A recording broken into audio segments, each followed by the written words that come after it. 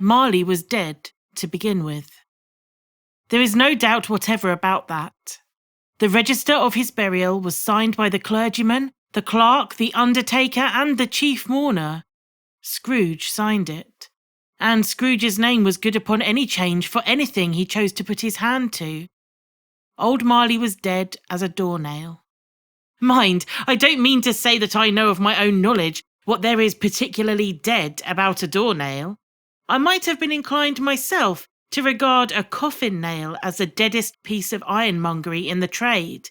But the wisdom of our ancestors is in the simile, and my unhallowed hand shall not disturb it, or the country's done for.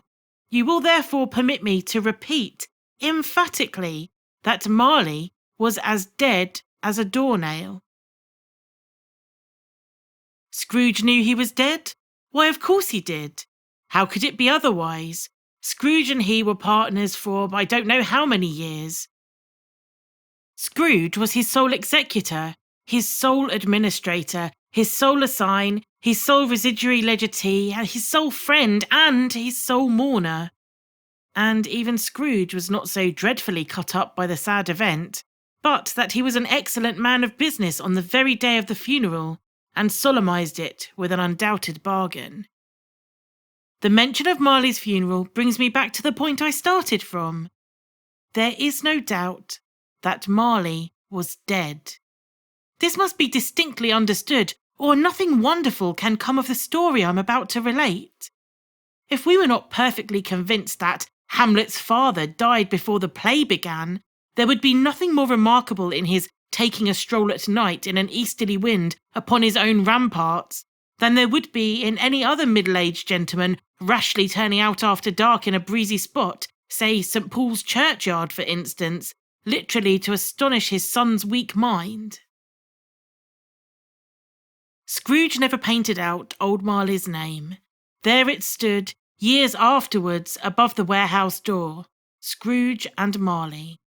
The firm was known as Scrooge and Marley. Sometimes people new to the business called Scrooge and sometimes Marley, but he answered to both names. It was all the same to him. Oh, but he was a tight-fisted hand at the grindstone, Scrooge, a squeezing, wrenching, grasping, scraping, clutching, covetous old sinner, hard and sharp as flint, from which no steel had ever struck out a generous fire, secret, self-contained, and solitary as an oyster. The cold within him froze his old features, nipped his pointed nose, shrivelled his cheek, stiffened his gait, made his eyes red, his thin lips blue, and spoke out shrewdly in his grating voice. A frosty rime was on his head, and on his eyebrows, and his wiry chin. He carried his own low temperature always about with him. He iced his office in the dog days, and didn't thaw it 1 degree at Christmas. External heat and the cold had little influence on Scrooge. No warmth could warm, no wintry weather chill him, no wind that blew was bitterer than he, no falling snow was more intent upon its purpose, no pelting rain less open to entreaty. Foul weather did not know where to have him. The heaviest rain and snow and hail and sleet could boast of the advantage over him in only one respect. They often came down handsomely, and Scrooge never did. Nobody ever stopped him in the street to say with gladsome looks, "My dear Scrooge, how are you? When will you come to see me?" No beggars implored him to bestow a trifle. No children asked him what it was o'clock, and no man or woman ever once in all his life inquired the way to such and such a place of Scrooge. Even the blind men's dogs appeared to know him, and when they saw him coming on, they would tug at their owners, pulling them into doorways and up courts, and then they would wag their tails as though they said, "No eye at all is better than an evil eye, dark master." But what did Scrooge care? It was the very thing he liked, to edge his way along the crowded paths of life, warning all human sympathy to keep its distance, what the knowing ones would call the nuts of Scrooge. Once upon a time, of all the good days in the year, on Christmas Eve, old Scrooge sat busy in his counting-house. It was cold, Bleak, biting weather, foggy withal, and he could hear the people in the court outside go wheezing up and down, beating their hands upon their breasts and stamping their feet upon the pavement stones to warm them. The city clocks had only just gone 3, but it was quite dark already. It had not been light all day, and candles were flaring in the windows of the neighbouring offices like ruddy smears upon the palpable brown air. The fog came pouring in at every chink and keyhole. It was so dense without that although the court was of the narrowest, the houses opposite were mere phantoms. To see the dingy cloud come drooping down, obscuring everything, one might have thought that nature lived hard by and was brewing on a large scale. The door of Scrooge's counting house was open, that he might keep his eye upon his clerk, who, in a dismal little cell beyond, a sort of tank, was copying letters. Scrooge had a very small fire, but the clerk's fire was so very, very much smaller that it looked like only one coal.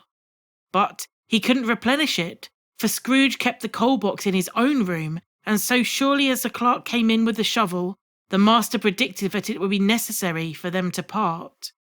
Wherefore the clerk put on his white comforter and tried to warm himself at the candle, in which effort, not being a man of strong imagination, he failed. "A Merry Christmas, Uncle! God save you!" cried a cheerful voice. It was the voice of Scrooge's nephew, who came upon him so quickly that this was the first intimation he had of his approach. "Bah!" said Scrooge, "and humbug!" He had so heated himself with rapid walking in the fog and frost that this nephew of Scrooge's was all in a glow. His face was ruddy and handsome, his eyes sparkled, and his breath smoked again. "Christmas a humbug, Uncle?" said Scrooge's nephew. "You don't mean that, and I am sure." "I do," said Scrooge. "Merry Christmas! What right have you to be merry? What reason have you to be merry? You're poor enough." "Come then," returned the nephew gaily. "What right have you to be dismal? What reason have you to be morose? You're rich enough." Scrooge, having no better answer ready on the spur of the moment, said "Bah!" again, and followed it up with another "Humbug!" "Oh, don't be so cross, Uncle," said the nephew.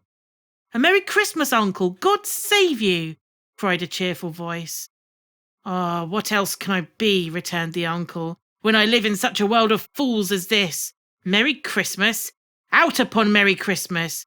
What's Christmas time to you but a time for paying bills without money, a time for finding yourself a year older and not an hour richer, a time for balancing your books and having every item in 'em through a round dozen of months presented dead against you?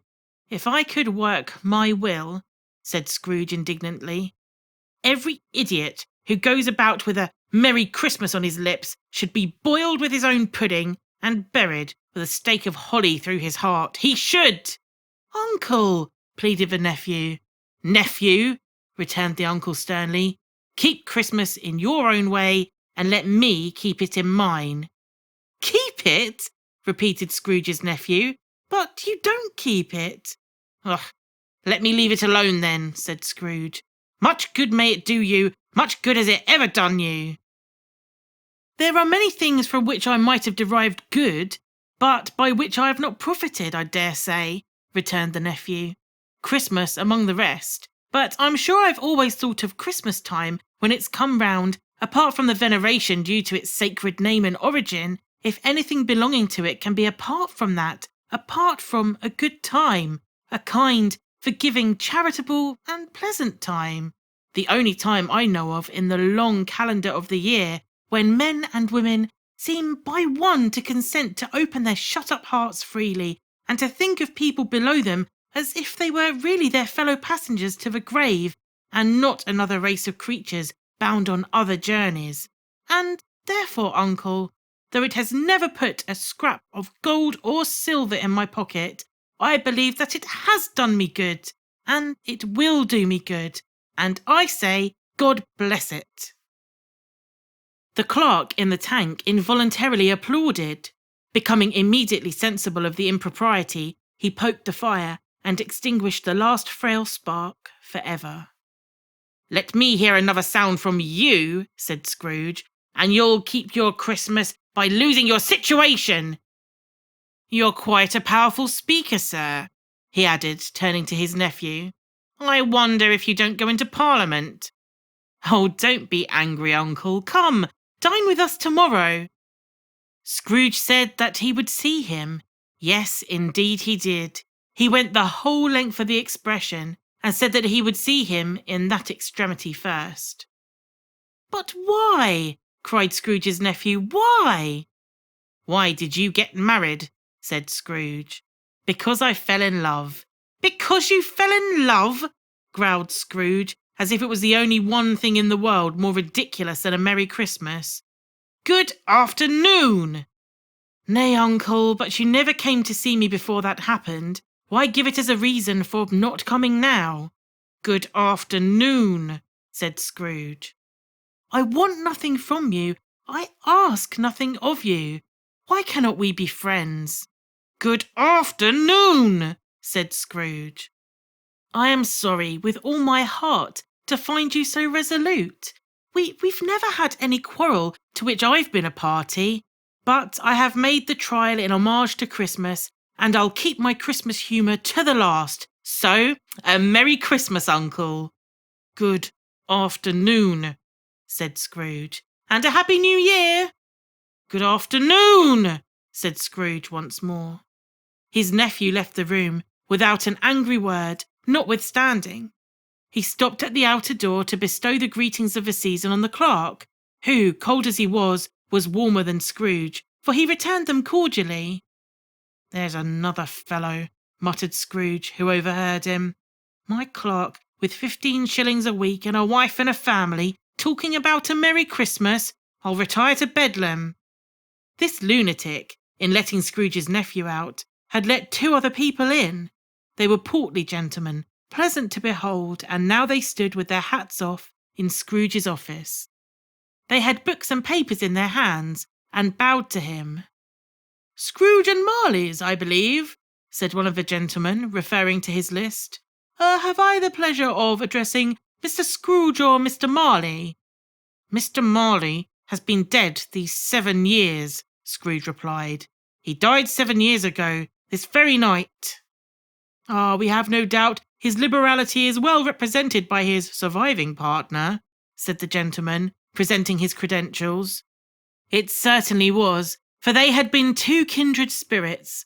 At the ominous word liberality, Scrooge frowned and shook his head and handed the credentials back. "At this festive season of the year, Mr. Scrooge," said the gentleman, taking up a pen, "it is more than usually desirable that we should make some slight provision for the poor and destitute, who suffer greatly at the present time. Many thousands are in want of common necessities. Hundreds of thousands are in want of common comforts, sir." "Are there no prisons?" asked Scrooge. "Plenty of prisons," said the gentleman, laying down the pen again. "And the union workhouses?" demanded Scrooge. "Are they still in operation?" "They are, still," returned the gentleman. "I wish I could say they were not." "The treadmill and the poor law, are they still in vigour then?" said Scrooge. "Both very busy, sir." "Oh, I was afraid from what you said at first that something had occurred to stop them in their useful course," said Scrooge. "I'm very glad to hear it." "Under the impression that they are scarcely furnishing Christian cheer of mind and body to the multitude," returned the gentleman, "a few of us are endeavouring to raise a fund to buy the poor some meat and drink and means of warmth. We choose this time because it is a time of all others when want is keenly felt and abundance rejoices.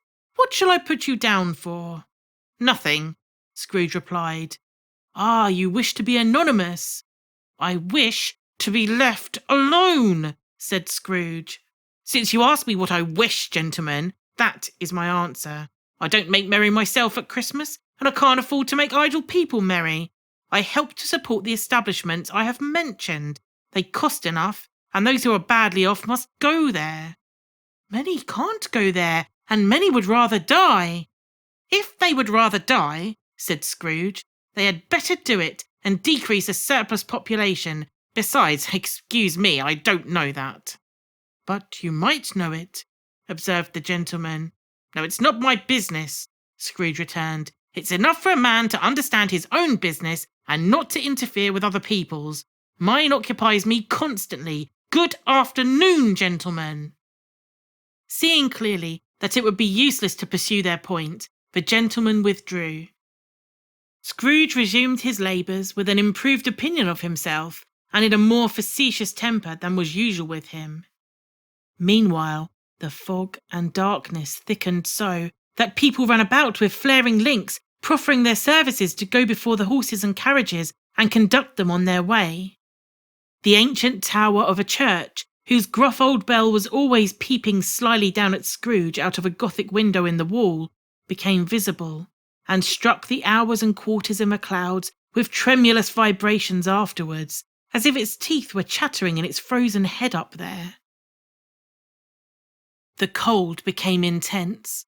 In the main street at the corner of the court, some labourers were repairing the gas pipes and had lighted a great fire in a brazier, around which a party of ragged men and boys were gathered, warming their hands and winking their eyes before the blaze in rapture. The water plug being left in solitude, its overflowings suddenly congealed and turned into misanthropic ice.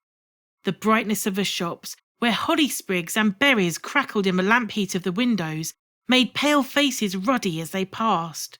Poulterers' and grocers' trades became a splendid joke, a glorious pageant, with which it was next to impossible to believe that such dull principles as bargain and sale had anything to do. The Lord Mayor, in the stronghold of his mighty mansion house, gave orders to his 50 cooks and butlers to keep a Christmas as a Lord Mayor's household should. And even the little tailor, whom he'd fined 5 shillings on the previous Monday for being drunk and bloodthirsty in the streets, stirred up tomorrow's pudding in his garret, while his lean wife and the baby sallied out to buy the beef. Foggier yet, and colder, piercing, searching, biting cold. If the good St. Dunstan had but nipped off the evil spirit's nose with a touch of such weather as that, instead of using his familiar weapons, then indeed he would have roared to lusty purpose.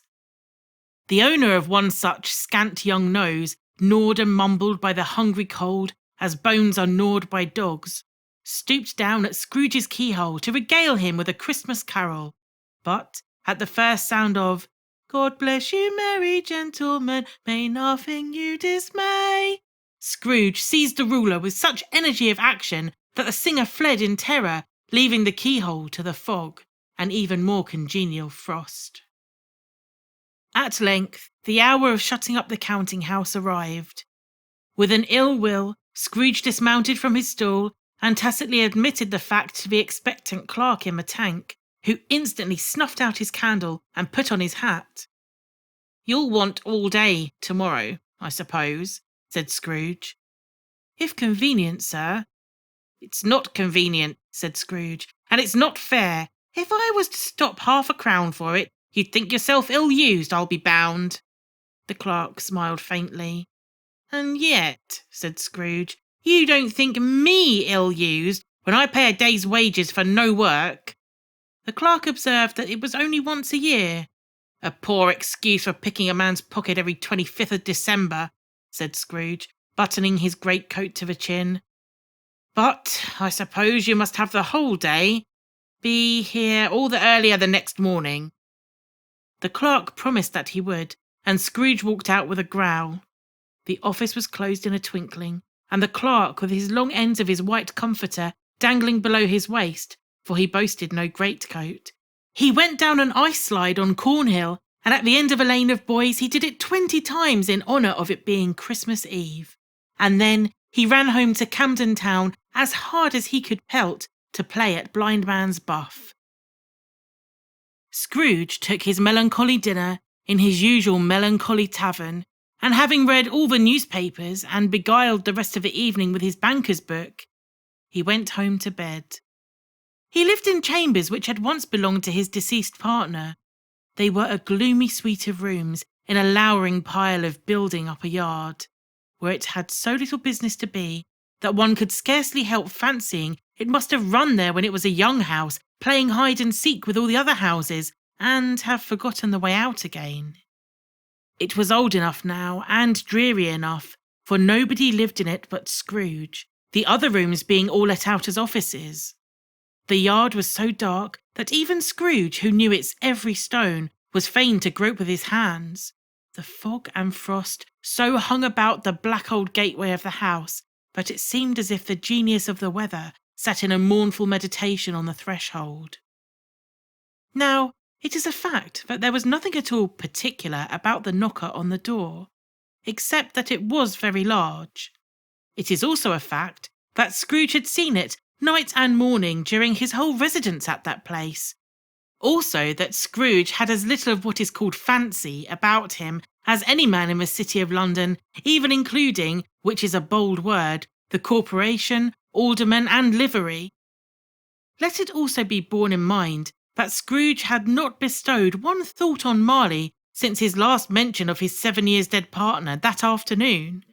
And then, let any man explain to me, if he can, how it happened that Scrooge, having his key in the lock of the door, saw in the knocker, without its undergoing any intermediate process of change, not a knocker, but Marley's face. Marley's face! It was not in impenetrable shadow as the other objects in the yard were, but had a dismal light about it, like a bad lobster in a dark cellar. It was not angry or ferocious, but looked at Scrooge as Marley used to look, with ghostly spectacles turned up on its ghostly forehead. The hair was curiously stirred, as if by a breath of hot air, and, though the eyes were wide open, they were perfectly motionless. That and its livid colour made it horrible, but its horror seemed to be in spite of the face, and beyond its control, rather than a part of its own expression. As Scrooge looked fixedly at this phenomenon, it was a knocker again. To say that he was not startled, or that his blood was not conscious of a terrible sensation to which it had been a stranger from infancy, would be untrue. But he put his hand upon the key he had relinquished, turned it sturdily, walked in, and lighted his candle. He did pause, with a moment's irresolution, before he shut the door, and he did look cautiously behind it first, as if he half expected to be terrified with the sight of Marley's pigtail sticking out into the hall. But there was nothing on the back of this door except the screws and nuts that held the knocker on, so he said, "Pah, pah," and closed it with a bang. The sound resounded through the large house like thunder. Every room above, every cask in the wine merchant's cellars below, appeared to have a separate peal of echoes of its own. Scrooge was not a man to be frightened by echoes. He fastened the door and walked across the hall and up the stairs, slowly too, trimming his candles as he went.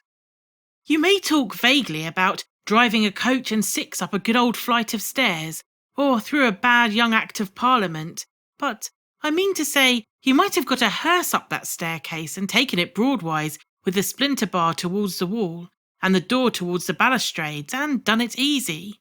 There was plenty of width for that, and room to spare, which is perhaps the reason why Scrooge thought he saw a locomotive hearse going on before him in the gloom. Half a dozen gas lamps out of the street wouldn't have lighted the entry all too well, so you may suppose that it was pretty dark with Scrooge's dip. Up Scrooge went, not caring a button for that. Darkness is cheap, and Scrooge liked it. But before he shut his heavy door, he walked through his rooms to see that all was right. He had just had enough recollection of the face to desire to do that. Sitting room, bedroom, lumber room, all as they should be. Nobody under the table, nobody under the sofa, a small fire in the grate, spoon and basin ready, and the little saucepan of gruel, Scrooge had a cold in his head, upon the hob. Nobody under the bed. Nobody in the closet. Nobody in his dressing gown, which was hanging up in a suspicious attitude against the wall. Lumber room, as usual. Old fire guards, old shoes, 2 fish baskets, washing stand on 3 legs, and a poker. Quite satisfied, he closed the door and locked himself in, double-locked himself in, which was not usually his custom. Thus secured against surprise, He took off his cravat, put on his dressing gown and slippers and his nightcap, and sat down before the fire to take his gruel. It was a very low fire indeed, nothing on such a bitter night. He was obliged to sit very close to it and brood over it before he could extract the least sensation of warmth from a handful of fuel. The fireplace was an old one, built by some Dutch merchant long ago, and paved all around with quaint Dutch tiles designed to illustrate the scriptures. There were Cains and Abels, Pharaoh's daughters, queens of Sheba, angelic messengers descending through the air of clouds like feather beds, Abrahams, Balthazars, apostles pulling off to sea in butter boats, hundreds of figures to attract his thoughts. And yet, that face of Marley, 7 years dead, came like the ancient prophet's rod and swallowed up the whole. If each smooth tile had been a blank at first, with power to shape some picture on its surface from the disjointed fragments of his thoughts, there would have been a copy of old Marley's head on every single one. "Humbug!" said Scrooge, and walked across the room. After several turns, he sat down again. As he threw his head back in the chair, his glance happened to rest upon a bell, a disused bell that hung in the corner of the room and communicated for some purpose now forgotten with a chamber in the highest story of the building. It was with great astonishment and with a strange inexplicable dread that, as he looked, he saw this bell begin to swing. It swung so softly at the outset that it scarcely made a sound, but soon it rang out loudly, and so did every bell in the house. This might have lasted half a minute or a minute, but it seemed like an hour. The bells ceased as they had begun together. They were succeeded by a clanking noise, deep down below, as if some person were dragging a heavy chain over the casks in the wine merchant's cellar. Scrooge then remembered to have heard that ghosts in haunted houses were described as dragging chains. The cellar door flew open with a booming sound, and then he heard the noise much louder on the floors below, then coming up the stairs, then coming straight towards his door. "It's a humbug still," said Scrooge. "I won't believe it." His colour changed, though, when, without a pause, it came on through the heavy door and passed into the room before his eyes. Upon it coming in, the dying flame leapt up in the grate as though it cried, "I know him, it's Marley's ghost," and fell again. The same face, the very same, Marley in his pigtail, usual waistcoat, tights and boots, the tassels on the latter bristling like his pigtail, and his coat skirts and the hair upon his head. The chain he drew was clasped about his middle. It was long, and wound about him like a tail, and it was made of, for Scrooge observed it closely, of cash boxes, keys, padlocks, ledgers, deeds, and heavy purses wrought in steel. His body was transparent, so that Scrooge, observing him and looking through his waistcoat, could see the 2 buttons on his coat behind. Scrooge had often heard it said that Marley had no bowels, but he'd never believed it until now. No, nor did he believe it even now.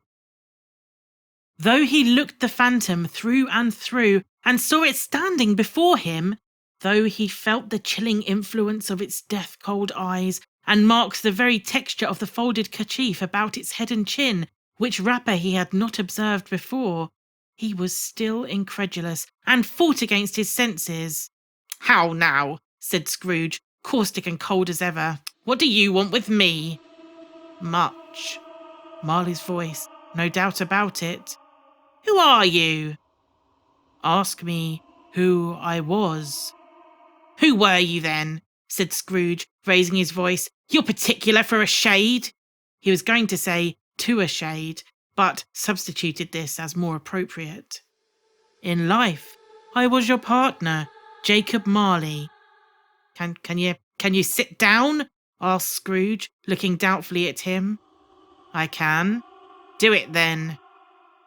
Scrooge asked the question because he didn't know whether a ghost so transparent might find himself in a condition to take a chair, and felt that, in the event of it being impossible, it might involve the necessity of an embarrassing explanation. But, The ghost sat down on the opposite side of the fireplace, as if he were quite used to it.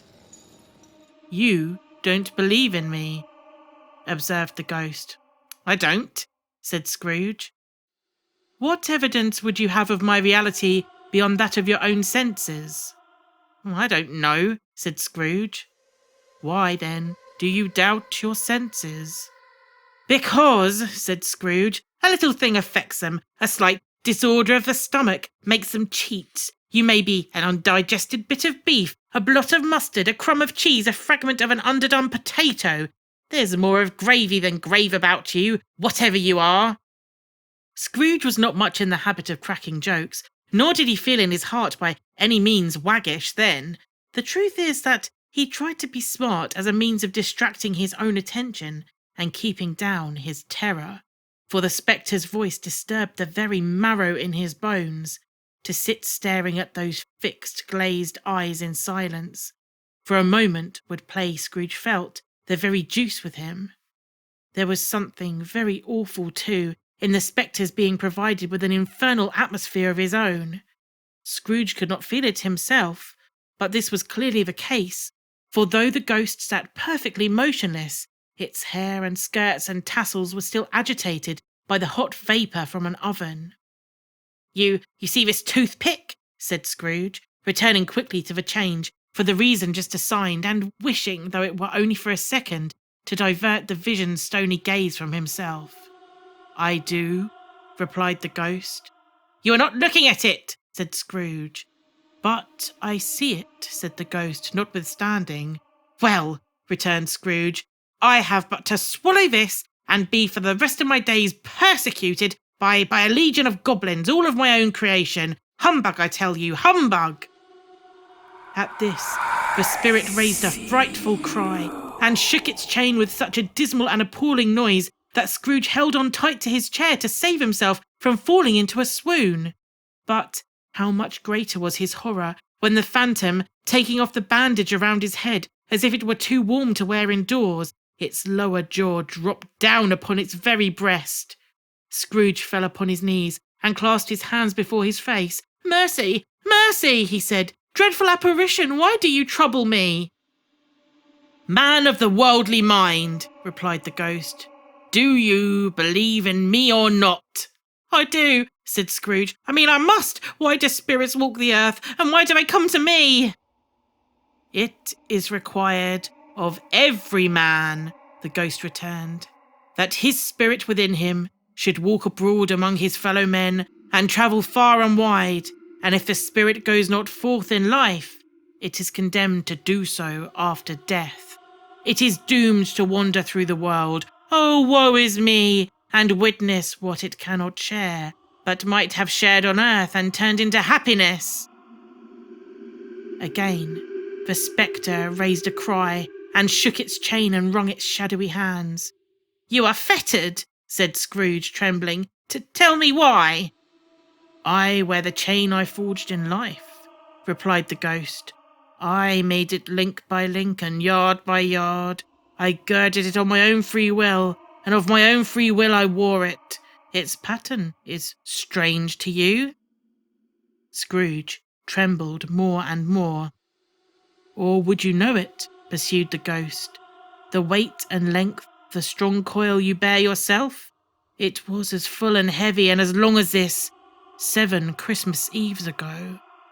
You have laboured on it since, and it is a ponderous chain." Scrooge glanced about him on the floor, in the expectation of finding himself surrounded by some 50 or 60 fathoms of iron cable, but he could see nothing. "Jacob," he said imploringly. "Oh, Jacob Marley, tell me more. Speak comfort to me, Jacob." "I have none to give," the ghost replied. "It comes from other regions, Ebenezer Scrooge, and is conveyed by other ministers to other kinds of men. Nor can I tell you what I would. A very little more is all permitted to me. I cannot rest, I cannot stay, I cannot linger anywhere. My spirit never walked beyond our counting house. Mark me! In life, my spirit never roved beyond the narrow limits of our money-changing hole. and weary journeys lie before me." It was a habit with Scrooge, whenever he became thoughtful, to put his hands in his breeches pockets.